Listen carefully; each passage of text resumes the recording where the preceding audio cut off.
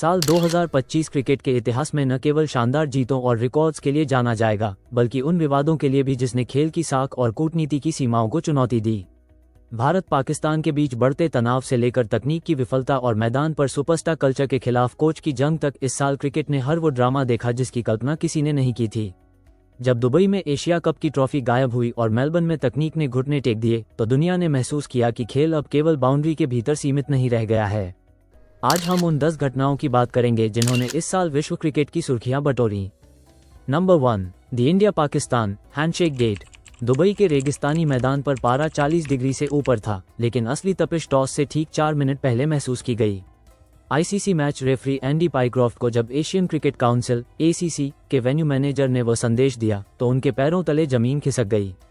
संदेश सीधा और सख्त था: आज भारतीय टीम हाथ नहीं मिलाएगी। पाइक्रॉफ्ट के पास इस विस्फोटक जानकारी को पाकिस्तान के कप्तान सलमान अली आगा तक पहुंचाने के लिए सिर्फ 240 सेकंड थे। क्या ये खेल भावना का अंत था या एक देश का अपने शहीदों के लिए सबसे कड़ा मौन विरोध?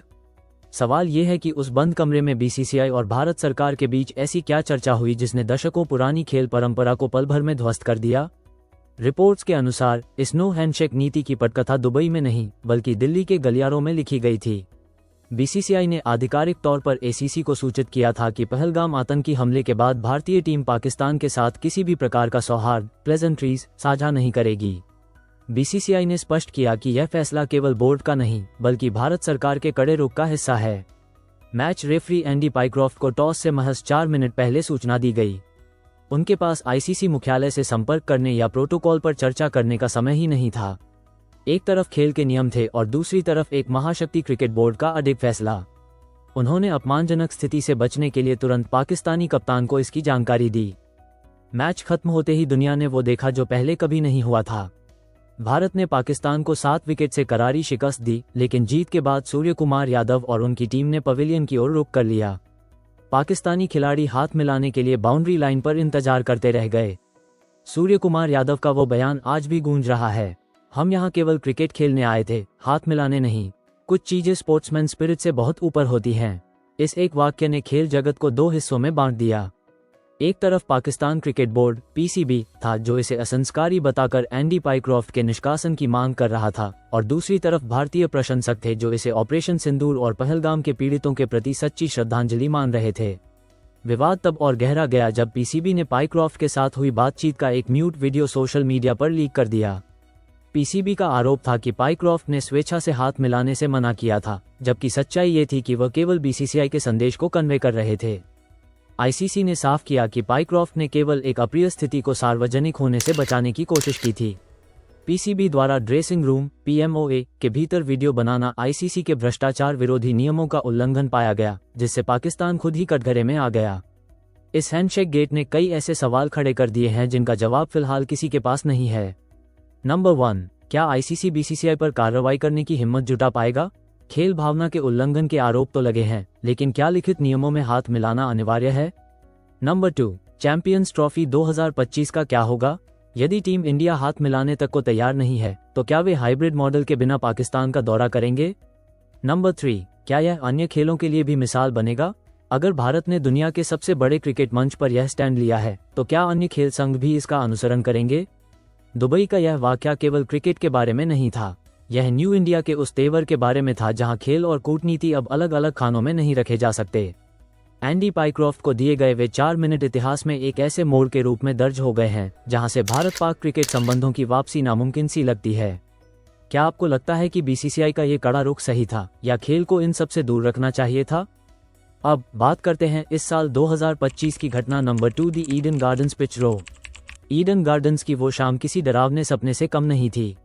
दक्षिण अफ्रीका के खिलाफ करारी हार के बाद जब भारतीय टीम पवेलियन लौट रही थी, तो सन्नाटा सिर्फ ड्रेसिंग रूम में नहीं, बल्कि पूरे कोलकाता में था। लेकिन असली धमाका तब हुआ जब हेड कोच गौतम गंभीर ने मैच के बाद प्रेस कॉन्फ्रेंस में पिच को लेकर अपनी चुप्पी तोड़ी।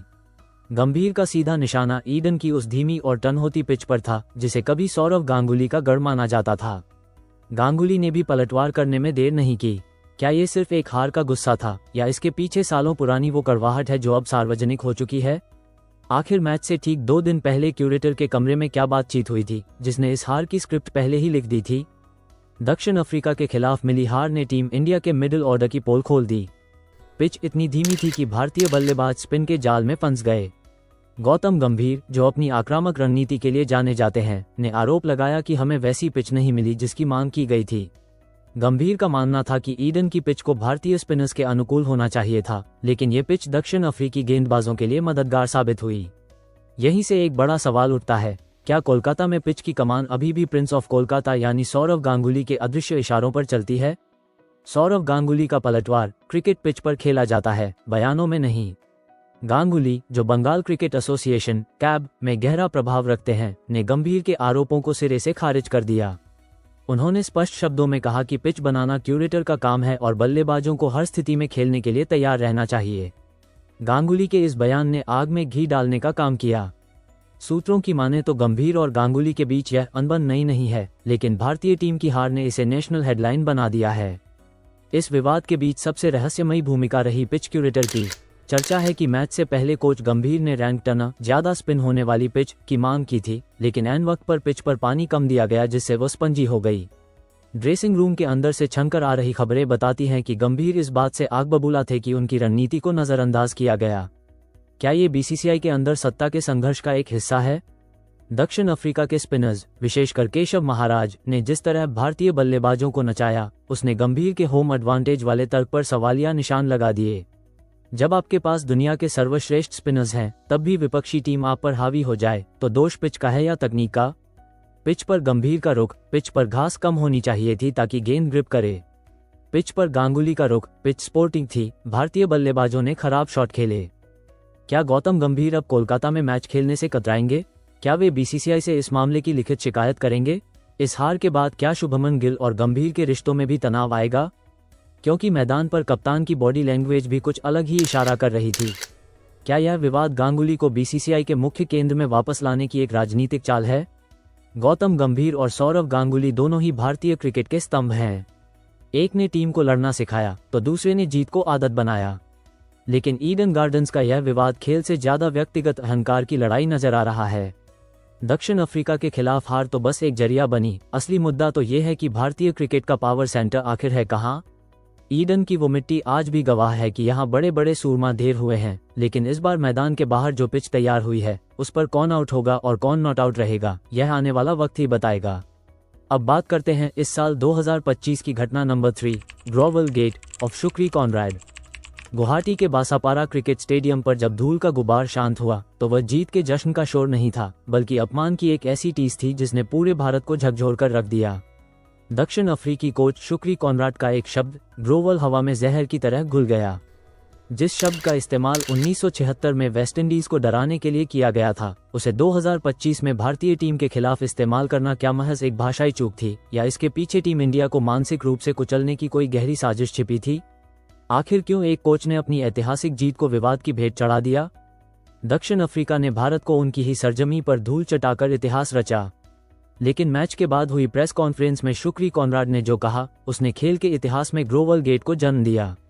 कॉनराड ने कहा कि वह भारतीय टीम को घुटनों पर रेंगने, ग्रोवल पर मजबूर करना चाहते थे। ये शब्द क्रिकेट इतिहास में बहुत बदनाम है। 1976 में इंग्लैंड के कप्तान टोनी ग्रेग ने कैरेबियाई टीम के खिलाफ इसका इस्तेमाल किया था, जिसे नस्लभेदी माना गया था। जब कॉनराड ने इसे भारतीय टीम के लिए दोहराया, तो पूरे सोशल मीडिया और क्रिकेट जगत में आक्रोश की लहर दौड़ गई। कहा जा रहा है कि कॉनराड का ये बयान अचानक नहीं आया। कोलकाता टेस्ट के तीसरे दिन मैदान पर भारी गर्मा गर्मी देखी गई थी। सूत्रों के अनुसार भारतीय विकेटकीपर ऋषभ पंत और स्लिप में खड़े खिलाड़ियों के बीच दक्षिण अफ्रीकी कप्तान टेम्बा बावुमा के कद को लेकर कुछ अपमानजनक टिप्पणी, बौना शब्द का प्रयोग हुई थी। हालांकि भारतीय खिलाड़ियों ने खेल के बाद बावुमा से हाथ मिलाया और माफी मांगी, लेकिन शायद कॉनराड के मन में ये बात घर कर गई थी। लेकिन क्या एक खिलाड़ी की स्लेजिंग का जवाब एक कोच को पूरे देश का अपमान करके देना चाहिए था? ये सवाल अब आईसीसी के गलियारों में गूंज रहा है। जैसे ही यह बयान वायरल हुआ, भारतीय दिग्गजों ने मोर्चा संभाल लिया। सुनील गावस्कर ने सीधे शब्दों में कहा, शुक्री कॉनराड को शायद इतिहास का ज्ञान नहीं है। जिस भारत को वह रेंगने की बात कर रहे हैं, उसी भारत की वजह से आज दक्षिण अफ्रीकी क्रिकेट की आर्थिक रीढ़ बची हुई है। उन्हें माफी मांगनी चाहिए। रवि शास्त्री ने इसे अहंकार की पराकाष्ठा बताते हुए कहा कि यह टीम इंडिया को नीचा दिखाने का एक सस्ता तरीका है। इस विवाद ने कई ऐसे सवाल छोड़ दिए हैं जो इस सीरीज के खत्म होने के बाद भी क्रिकेट प्रेमियों को परेशान कर रहे हैं। नंबर 1, क्या आईसीसी कॉनराड पर प्रतिबंध लगाएगी? नस्ल भेदी इतिहास वाले शब्द का इस्तेमाल करना आईसीसी के कोड ऑफ कंडक्ट के तहत आता है। क्या दक्षिण अफ्रीकी कोच को इसका खामियाजा भुगतना होगा? नंबर 2, गौतम गंभीर की चुप्पी का क्या मतलब है? आमतौर पर आक्रामक रहने वाले भारतीय कोच गौतम गंभीर ने इस पर अब तक कोई सार्वजनिक बयान नहीं दिया है। क्या ड्रेसिंग रूम के भीतर किसी बड़े जवाबी हमले की तैयारी हो रही है? नंबर 3, T20 पर इसका क्या असर पड़ेगा? दक्षिण अफ्रीका की T20 लीग पूरी तरह से भारतीय मालिकों पर निर्भर है। क्या ये कड़वाहट भविष्य के व्यावसायिक रिश्तों को प्रभावित करेगी? अगर हम शब्दों के विवाद को किनारे रखकर खेल पर गौर करें तो दक्षिण अफ्रीका की रणनीति वाकई घातक थी। साइमन हामर और माको जानसेन ने भारतीय बल्लेबाजों को एक रन के लिए तरसा दिया। केशव महाराज ने भारतीय पिचों पर भारतीय बल्लेबाजों को ही अपनी उंगलियों पर नचाया। कॉनराड का तर्क ये हो सकता है कि ग्रोवल से उनका मतलब केवल कड़ा संघर्ष था, लेकिन शब्द का चुनाव ही उनकी सबसे बड़ी गलती बन गई। ग्रोवल गेट ने यह साबित कर दिया है कि आधुनिक क्रिकेट में जीत केवल रनों से नहीं बल्कि मनोवैज्ञानिक युद्ध से भी हासिल की जाती है। हालांकि दक्षिण अफ्रीका ने सीरीज जीती, लेकिन शुक्री कॉनराड के एक बयान ने उनकी इस महान उपलब्धि पर एक ऐसा दाग लगा दिया है जो शायद कभी नहीं धुलेगा। भारतीय प्रशंसकों के लिए ये हार केवल सीरीज की हार नहीं है, बल्कि एक ऐसा जख्म है जिसे वे याद रखेंगे। अब बात करते हैं इस साल 2025 की घटना number 4, the RCB victory parade tragedy. Bengaluru की सड़कें जो कुछ ही घंटों पहले लाल और सुनहरे रंग के जश्न में डूबी थीं, अचानक चीख पुकार और सन्नाटे के बीच सुबक रही थीं। रॉयल चैलेंजर्स बेंगलुरु आरसीबी ने 18 साल के लंबे इंतजार के बाद आखिरकार आईपीएल 2025 की ट्रॉफी जीती थी। लाखों की भीड़ चिन्नास्वामी से लेकर कब्बन पार्क तक उमड़ पड़ी थी। विक्ट्री परेड अपने चरम पर थी। खिलाड़ी खुली बस पर खड़े होकर फैंस का अभिवादन कर रहे थे। लेकिन तभी एक जर्जर इमारत की बालकनी और एक ओवरहेड बिजली का तार इस ऐतिहासिक जश्न को मातम में बदलने वाले थे। क्या ये सिर्फ एक हादसा था या भारी भीड़ के प्रबंधन में हुई एक अक्षम्य चूक? क्रिकेट के इतिहास में शायद ही कभी किसी जीत का इतना बेसब्री से इंतजार किया गया हो जितना आरसीबी की जीत का। लेकिन नियति को कुछ और ही मंजूर था। 2025 का ये खिताबी जश्न बेंगलुरु के लिए एक ऐसा घाव दे गया जिसे शायद कभी भरा नहीं जा सकेगा। जैसे ही विराट कोहली और फाफ डू प्लेसिस ट्रॉफी लेकर एम चिन्नास्वामी स्टेडियम से बाहर निकले, सड़कों पर जनसैलाब उमड़ पड़ा। अनुमान के मुताबिक परेड के रास्ते पर 10 लाख से ज्यादा लोग मौजूद थे। एमजी रोड पर पैर रखने की जगह नहीं थी। लोग बेहतर नज़ारे के लिए पेड़ों, साइनबोर्ड्स और पुरानी इमारतों की छतों पर चढ़ गए थे। ओपन लूप प्रत्यक्षदर्शियों का कहना है कि पुलिस ने पहले ही चेतावनी दी थी कि क्षमता से अधिक भीड़ हो रही है, फिर भी परेड को आगे बढ़ने की अनुमति क्यों दी गई? जैसे ही टीम की बस ब्रिगेड रोड के मोड़ पर पहुंची, एक पुरानी व्यावसायिक इमारत की बालकनी जिस पर दर्जनों प्रशंसक खड़े थे, भार सहन नहीं कर पाई और ढह गई। मलबे के नीचे कई लोग दब गए। इसी अफरा-तफरी के बीच भीड़ में भगदड़ मच गई। लोग एक दूसरे को कुचलते हुए भागने लगे। जश्न के ढोल नगाड़े अचानक एम्बुलेंस के सायरन में बदल गए। खिलाड़ी जो कुछ देर पहले मुस्कुरा रहे थे, उनके चेहरों पर अब सिर्फ दहशत थी। विराट कोहली को अपने सिर पर हाथ रखे और मदद के लिए चिल्लाते हुए देखा गया। त्रासदी यही नहीं रुकी। भगदड़ के दौरान एक होर्डिंग गिर गया जिससे बिजली का हाई टेंशन तार टूटकर नीचे गिर गया। बारिश की हल्की फुहारों ने स्थिति को और घातक बना दिया। इस घटना में कई युवाओं को अपनी जान गंवानी पड़ी। वह रात बेंगलुरु के लिए लाल आरसीबी का रंग तो रही, लेकिन जीत के कारण नहीं बल्कि मासूमों के खून के कारण। इस त्रासदी ने प्रशासन और बीसीसीआई पर कई गंभीर सवाल खड़े कर दिए हैं। क्या उस रूट का स्ट्रक्चरल ऑडिट किया गया था जहां से लाखों की भीड़ गुजरने वाली थी? जर्जर इमारतों को खाली क्यों नहीं कराया गया? उस रात बस के बेहद करीब आए कुछ अज्ञात नकाबपोश लोग कौन थे? क्या ये सिर्फ एक हादसा था या इसके पीछे कोई बड़ी साजिश थी? क्या इस त्रासदी के बाद टीम प्रबंधन जीत का जश्न मना पाएगा? ड्रेसिंग रूम से खबरें आ रही हैं कि खिलाड़ी इस घटना से मानसिक रूप से टूट चुके हैं। कर्नाटक सरकार ने मृतकों के परिजनों के लिए मुआवजे की घोषणा की है और उच्च स्तरीय जांच के आदेश दिए हैं। बीसीसीआई सचिव ने भी गहरा शोक व्यक्त किया है, लेकिन प्रशंसकों का गुस्सा शांत नहीं हो रहा है। सोशल मीडिया पर #जस्टिस फॉर चिन्नास्वामी ट्रेंड कर रहा है, जहां लोग अव्यवस्था के लिए आयोजकों को जिम्मेदार ठहरा रहे हैं। आरसीबी ने ट्रॉफी तो जीत ली, लेकिन इस जीत की कीमत बहुत भारी पड़ी। क्या ये ट्रॉफी अब उन यादों के साथ जुड़ी रहेगी जो कड़वाहट और दुख से भरी हैं? बेंगलुरु की सड़कें आज शांत हैं, लेकिन हवा में अभी भी उन फैंस की चीखें महसूस की जा सकती हैं जो अपनी पसंदीदा टीम को चैंपियन बनते देखने आए थे। खेल भावनाओं का सैलाब होता है, लेकिन जब भावनाएं सुरक्षा पर हावी हो जाएं, तो ऐसी ही त्रासदियां जन्म लेती हैं। 2025 का आईपीएल सीजन हमेशा 2 चीजों के लिए याद रखा जाएगा, एक आरसीबी की ऐतिहासिक जीत और दूसरा वो काली रात जिसने बेंगलुरु को कभी न भूलने वाला दर्द दिया। अब बात करते हैं इस साल की घटना नंबर 5, हरभजन सिंह काली टैक्सी एनालॉजी। आईपीएल 2025 का रोमांच अपने चरम पर था। 23 मार्च 2025 हैदराबाद में राजीव गांधी इंटरनेशनल स्टेडियम की दूधिया रोशनी में जोफ्रा आर्चर की गति और बल्लेबाजों का संघर्ष देखने लायक था। लेकिन खेल के उस रोमांचक मोड़ पर कमेंट्री बॉक्स से निकले दो शब्दों ने पूरे क्रिकेट जगत में वह तूफान खड़ा कर दिया जिसकी कल्पना किसी ने नहीं की थी। पूर्व दिग्गज स्पिनर हरभजन सिंह ने आर्चर के महंगे ओवरों पर टिप्पणी करते हुए उन्हें काली टैक्सी, ब्लैक टैक्सी कह दिया। देखते ही देखते सोशल मीडिया से लेकर लॉर्ड्स के गलियारों तक विरोध की लहर दौड़ गई। क्या यह वाकई एक मासूम उपमा थी या खेल के सबसे बड़े मंच पर नस्लवाद का एक और गहरा घाव? घटना राजस्थान रॉयल्स (RR) और सनराइजर्स हैदराबाद (SRH) के बीच हुए एक हाई वोल्टेज मुकाबले की है। जोफ्रा आर्चर, जो अपनी बिजली जैसी गति के लिए जाने जाते हैं, उस दिन लय में नहीं थे। पारी के 18वें ओवर में विपक्षी बल्लेबाजों ने उनकी जमकर कुटाई की और 28 रन बटोरे। इसी दौरान कमेंट्री करते हुए हरभजन सिंह ने कहा, आर्चर लंदन में काली टैक्सी का मीटर तेज भागता है और यहाँ पे आर्चर साहब का मीटर भी तेज भागा है। पहली नज़र में ये लंदन की प्रसिद्ध टैक्सियों के फास्ट मीटर पर एक मजाक लग सकता था, लेकिन काली और आर्चर का मेल बैठते ही दुनिया भर के क्रिकेट विशेषज्ञों ने इसे नस्लीय टिप्पणी, रेशियली चार्ज्ड रिमार्क करार दे दिया।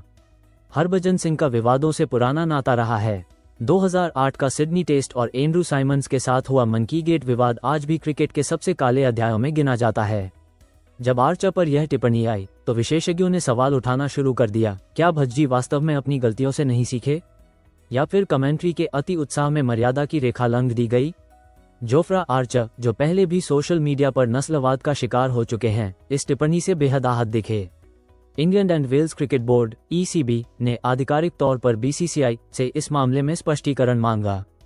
कूटनीतिक गलियारों में ये चर्चा होने लगी कि क्या IPL जैसे वैश्विक ब्रांड में इस तरह की भाषा के लिए जगह है। हरभजन सिंह के समर्थकों का कहना था कि वह केवल लंदन की काली टैक्सी का उदाहरण दे रहे थे, जो शहर की पहचान है। उनके अनुसार काली शब्द का प्रयोग टैक्सी के रंग के लिए था, न कि गेंदबाज की त्वचा के रंग के लिए।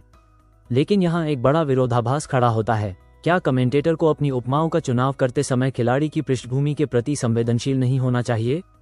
क्या इसी तरह की टिप्पणी किसी श्वेत गेंदबाज जैसे ट्रेंट बोल्ट या पैट कमिंस के लिए की जाती? इस विवाद के बाद BCCI पर भारी दबाव था। क्या बोर्ड अपने सबसे बड़े कमेंटेटर्स में से एक पर प्रतिबंध लगाएगा? सूत्रों की माने तो ब्रॉडकास्टर जियो सिनेमा स्टार स्पोर्ट्स ने हरभजन को सेंसिटिविटी ट्रेनिंग, संवेदनशीलता प्रशिक्षण लेने का निर्देश दिया। क्या ये घटना हरभजन के कमेंट्री करियर का अंत साबित होगी या वह एक बार फिर माफी मांगकर वापसी करेंगे? यह विवाद केवल एक खिलाड़ी या एक कमेंटेटर तक सीमित नहीं है। ये खेल की उस गहरी समस्या को उजागर करता है जहां मजाक की आड़ में पूर्वाग्रहों को छुपाया जाता है। दक्षिण अफ्रीका के क्विंटन डी कॉक से लेकर वेस्टइंडीज के डैरेन सैमी तक कई खिलाड़ियों ने IPL के दौरान होने वाली ऐसी टिप्पणियों पर सवाल उठाए हैं।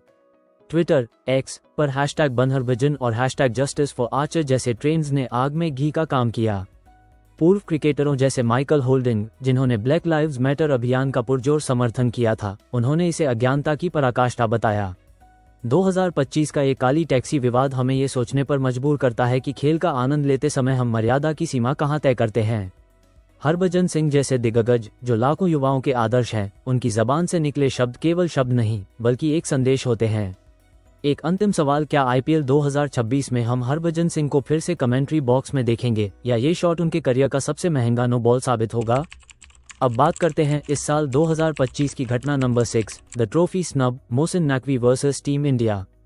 क्रिकेट के मैदान पर हार जीत तो एक परंपरा है, लेकिन जब खेल की बिसात पर कूटनीति, राष्ट्रीय स्वाभिमान और अनकहे जज्बात हावी हो जाएं, तो इतिहास में कुछ ऐसे पन्ने दर्ज होते हैं जिन्हें कभी भुलाया नहीं जा सकता। सितंबर 2025 में दुबई के रेगिस्तानी आसमान तले एशिया कप के फाइनल में जो हुआ, वह केवल एक मैच का अंत नहीं था, बल्कि भारत और पाकिस्तान के बीच दशकों से चले आ रहे तनाव का एक विस्फोटक चरम बिंदु था।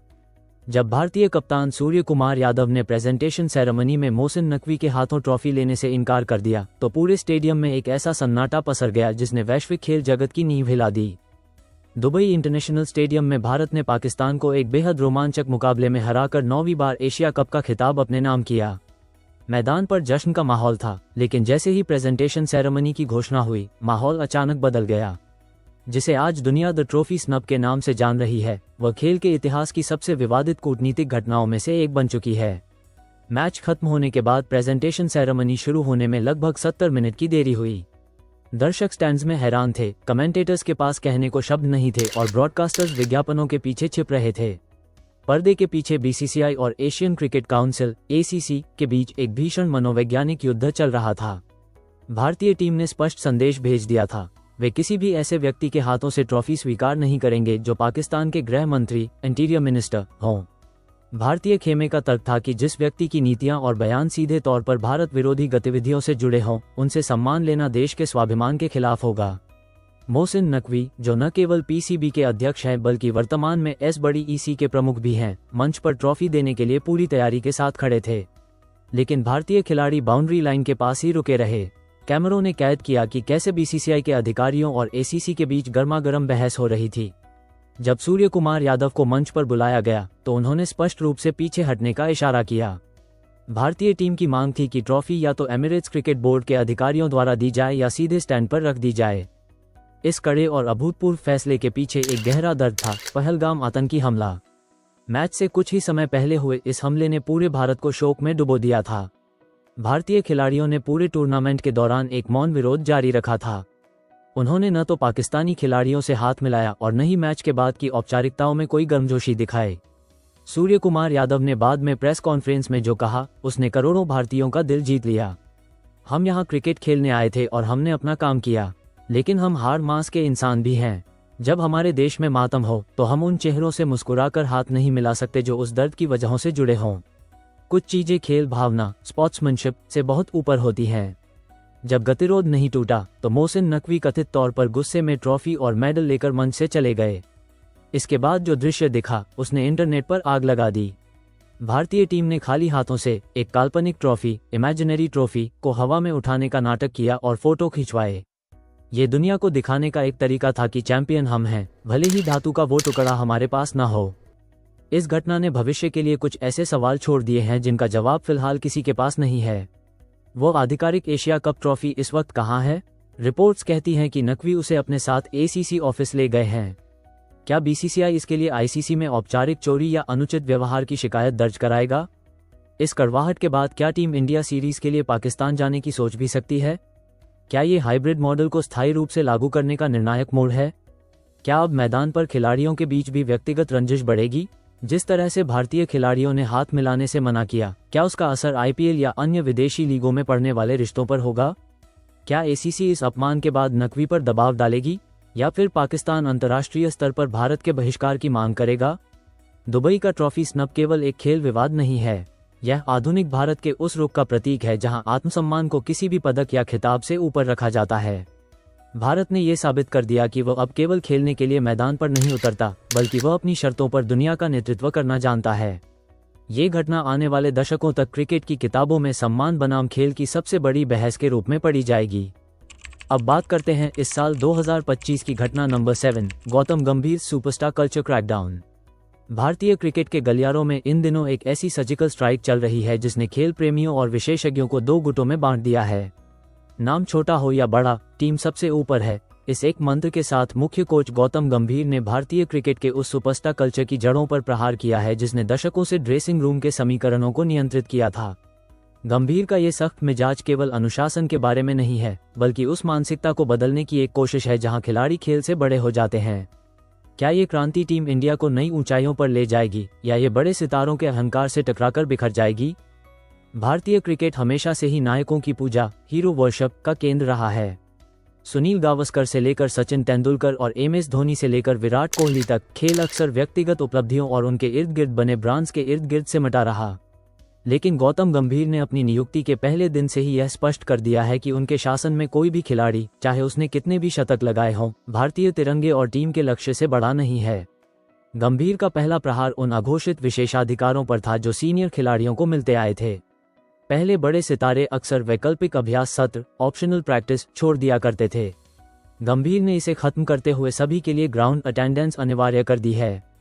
चाहे वो होटल में कमरों का आवंटन हो या ट्रैवल प्रोटोकॉल, गंभीर ने समानता पर जोर दिया है। उनका मानना है कि जब तक मैदान के बाहर खिलाड़ी समान महसूस नहीं करेंगे, तब तक वे मैदान पर एक यूनिट की तरह नहीं लड़ पाएंगे। अक्सर देखा गया है कि भारतीय बल्लेबाज अपने व्यक्तिगत रिकॉर्ड्स जैसे शतक या अर्धशतक के करीब आते ही अपनी खेल की गति धीमी कर देते हैं। गंभीर ने ड्रेसिंग रूम में सख्त हिदायत दी है कि यदि कोई खिलाड़ी निजी रिकॉर्ड के लिए टीम के रन रेट या इंटेंस से समझौता करता है तो उसे गंभीर परिणाम भुगतने होंगे। हमें 11 सुपरस्टार्स की जरूरत नहीं है, हमें 11 ऐसे लड़ाके चाहिए जो टीम की जीत के लिए अपना विकेट बलिदान करने को तैयार हों। ये कमेंट गंभीर की कार्यशैली का आधार है। गंभीर और चयन समिति के बीच के तालमेल ने कई बड़े नामों की रातों की नींद उड़ा दी है। अब केवल पिछले रिकॉर्ड्स के आधार पर टीम में जगह पक्की नहीं है। यदि आप 100 टेस्ट खेल चुके हैं लेकिन मौजूदा फॉर्म या फिटनेस पैमानों पर खरे नहीं उतर रहे तो गंभीर युवाओं को मौका देने में संकोच नहीं कर रहे हैं। T20 टीम से कई सीनियर खिलाड़ियों का बाहर होना और यंग ब्लड को तरजीह देना इस क्रैकडाउन का सबसे बड़ा उदाहरण है। गंभीर के इस कड़े रुख ने हवा में कई ऐसे सवाल छोड़ दिए हैं जिनका जवाब आने वाले महीनों में भारतीय क्रिकेट का भविष्य और खुद गंभीर का कार्यकाल तय करेगा। क्या गंभीर का ये सिस्टम फर्स्ट मॉडल उन युवा खिलाड़ियों को संभाल पाएगा जो IPL की चमक धमक और करोड़ों की ब्रांड डील्स के बीच बड़े हुए हैं? क्या वे बिना किसी गॉडफादर के दबाव झेल पाएंगे? इतिहास गवाह है कि जब भी किसी कोच ने भारतीय क्रिकेट के सुपरस्टार्स को नियंत्रित करने की कोशिश की है, जैसे ग्रेग चैपल, परिणाम विवादों में खत्म हुए हैं। क्या गंभीर का दिल्ली स्टाइल कड़ा रुख सीनियर खिलाड़ियों के साथ तालमेल बिठा पाएगा? अनुशासन और सिद्धांत तब तक अच्छे लगते हैं जब तक टीम जीत रही हो। यदि इस बदलाव के दौर में टीम इंडिया कुछ महत्वपूर्ण सीरीज हारती है तो क्या BCCI और प्रशंसक गंभीर के इस एंटी सुपरस्टार मॉडल का समर्थन जारी रखेंगे? क्या एक कोच वास्तव में उस सुपरस्टार कल्चर को खत्म कर सकता है जिसे IPL जैसी लीग हर साल करोड़ों रुपए खर्च करके और हवा देती है? गौतम गंभीर का क्रैकडाउन केवल खेल की तकनीक के बारे में नहीं है, बल्कि यह टीम इंडिया के DNA को बदलने की कोशिश है। वे चाहते हैं कि प्रशंसक किसी एक खिलाड़ी के कवर ड्राइव के बजाय भारत की जीत का जश्न मनाना सीखें।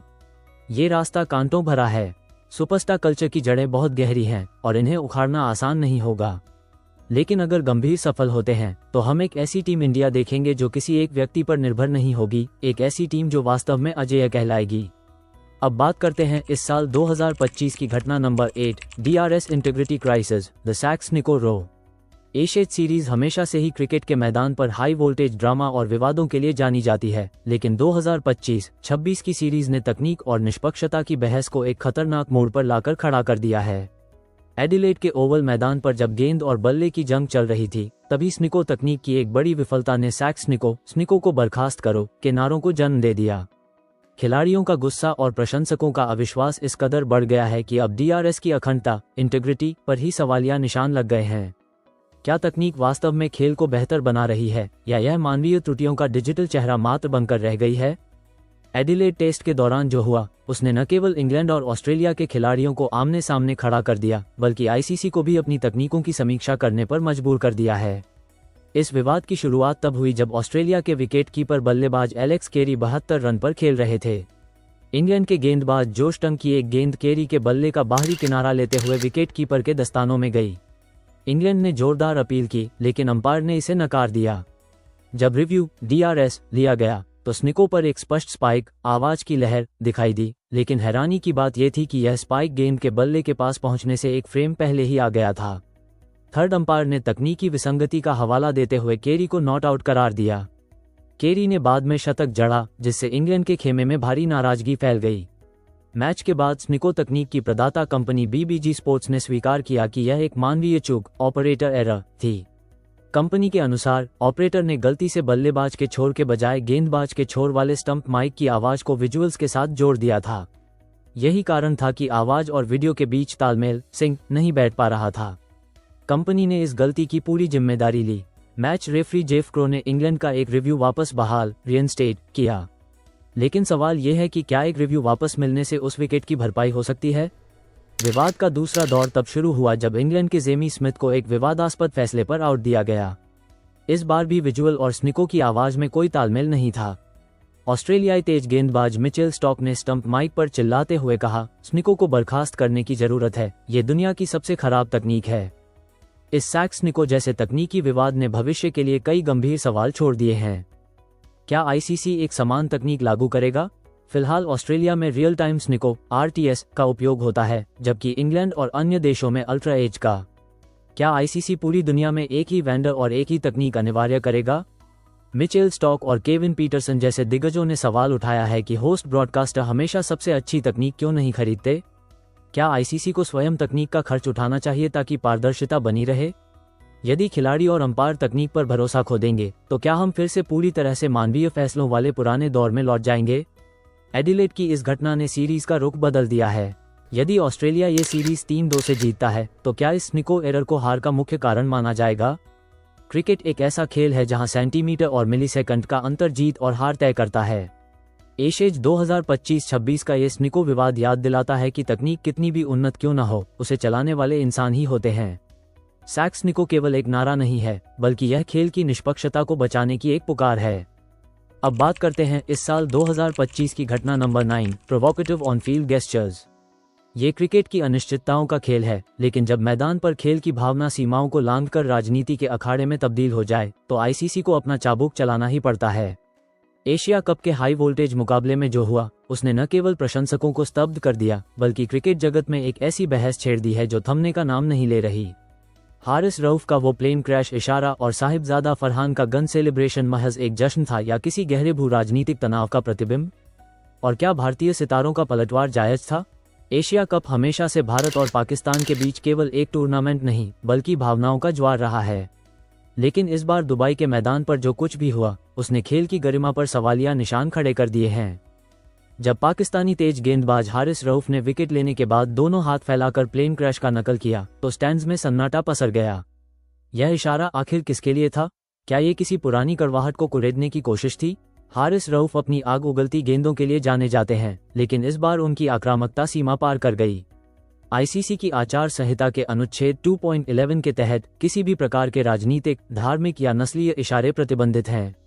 रऊफ का वह इशारा न केवल अनुचित था, बल्कि इसने खेल के बीच एक नया ओपन लूप छोड़ दिया। क्या यह उनकी अपनी मर्जी थी या ड्रेसिंग रूम की किसी रणनीति का हिस्सा?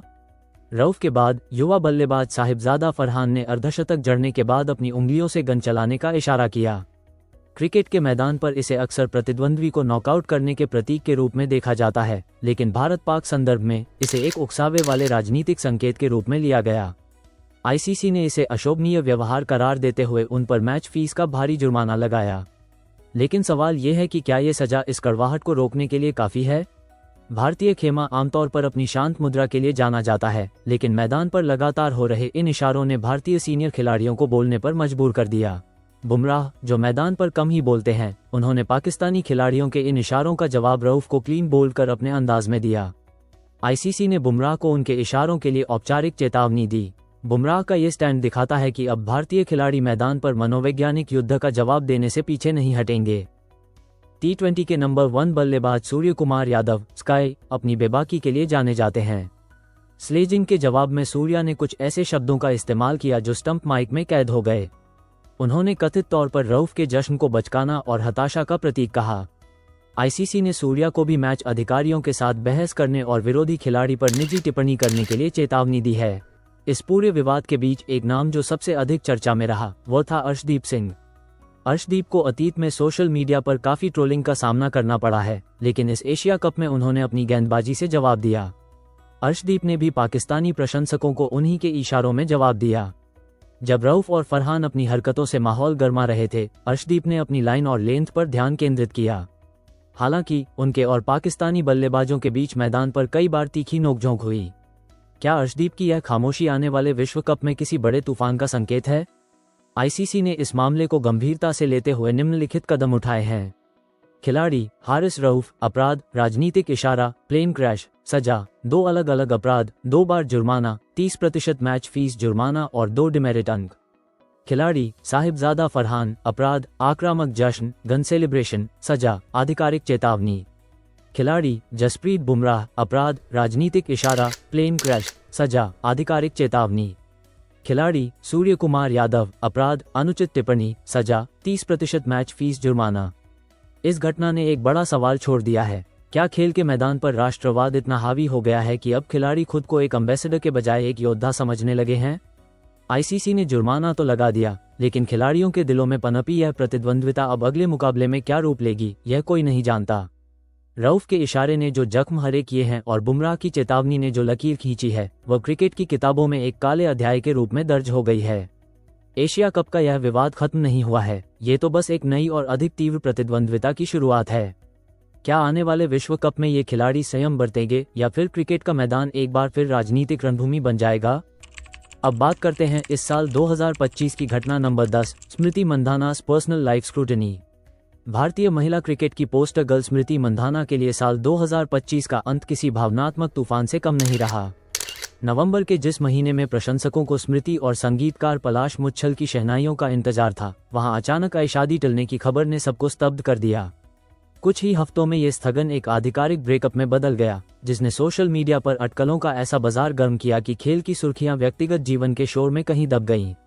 जैसे जैसे बेवफाई और आपसी मतभेदों की अफवाहें उड़ी, स्मृति की चुप्पी ने उन सवालों को और गहरा कर दिया जिन्हें प्रशंसक आज भी सुलझाने की कोशिश कर रहे हैं। स्मृति मंधाना और पलाश मुच्छल की जोड़ी को क्रिकेट और मनोरंजन जगत की सबसे शालीन जोड़ियों में से एक माना जाता था। 4 साल लंबे रिश्ते के बाद जब 2025 में उनकी शादी की खबरें आईं, तो प्रशंसकों में भारी उत्साह था। लेकिन पर्दे के पीछे कुछ ऐसा घटा जिसने इस कहानी का अंत ही बदल दिया। नवंबर 2025 के शुरुआती हफ्ते में शादी की तैयारियां अपने चरम पर थीं। संगीत और हल्दी के कार्यक्रमों की खबरें आ रही थीं, लेकिन अचानक पलाश और स्मृति के परिवारों की ओर से एक संक्षिप्त बयान आया, शादी फिलहाल टाल दी गई है। शुरुआत में इसे पारिवारिक कारणों या क्रिकेटिंग शेड्यूल का हवाला दिया गया, लेकिन जब दोनों ने सोशल मीडिया से एक दूसरे की तस्वीरें हटानी शुरू की, तो दुनिया को समझ आ गया कि मामला सुलझने वाला नहीं है। जैसे ही शादी रद्द होने की आधिकारिक पुष्टि हुई, इंटरनेट पर अफवाहों का सैलाब आ गया। कुछ सोशल मीडिया हैंडल्स ने बेवफाई, इनफिडेलिटी के दावे किए, तो कुछ ने पलाश के परिवार और स्मृति के करियर प्रतिबद्धताओं के बीच टकराव की कहानियां बुनी। मुच्छल और मंधाना परिवार ने एक संयुक्त बयान जारी कर इन सभी अफवाहों को आधारहीन और अपमानजनक करार दिया।